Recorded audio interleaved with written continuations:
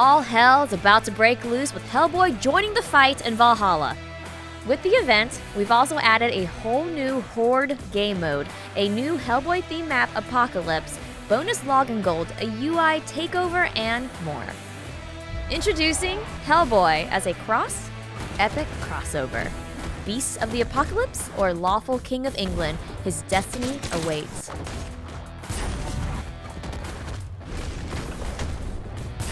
Daimio as a Mordex epic crossover.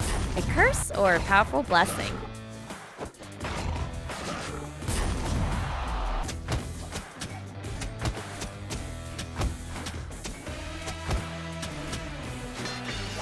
Nimue as a Dusk epic crossover.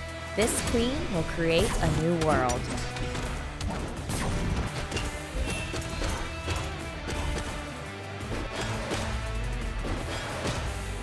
Gruagach as a Taros crossover. Seeking revenge on Hellboy, he'll stop at nothing to regain his full powers. Hellboy, Nimue, and Daimio are new epic crossovers alongside Gruagach as a crossover. Epic crossovers will feature signature effect swaps, custom lock-in animations, legend name swaps, icon swaps, and 2 new weapon skins.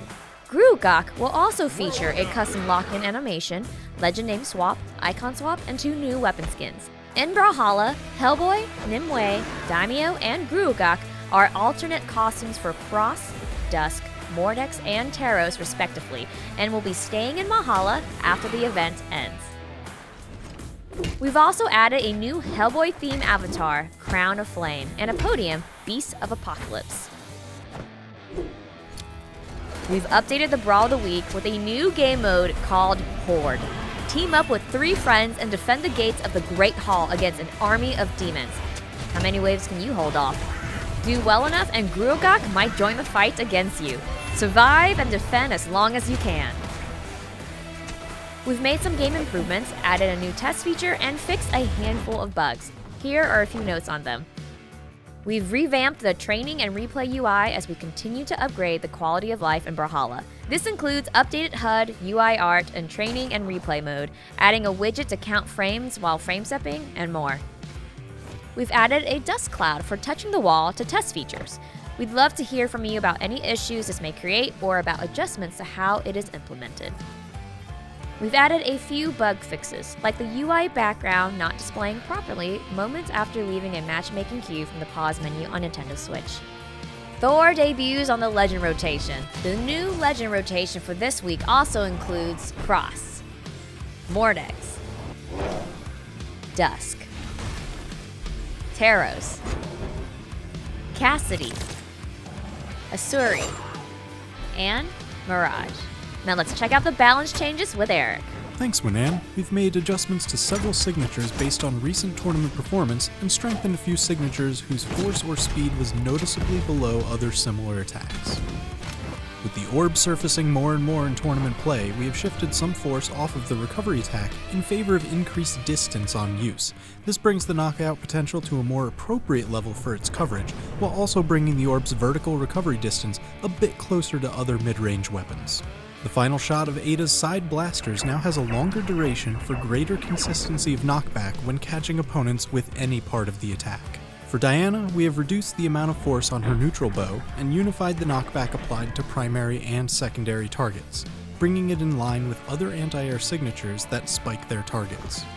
Diana's side and down bow have also received reduced threat coverage to open clearer paths over or behind these attacks. Based on recent tournament play, Fate's neutral orb has received increased minimum charge and recover time, affording a more reasonable opportunity to respond to this attack.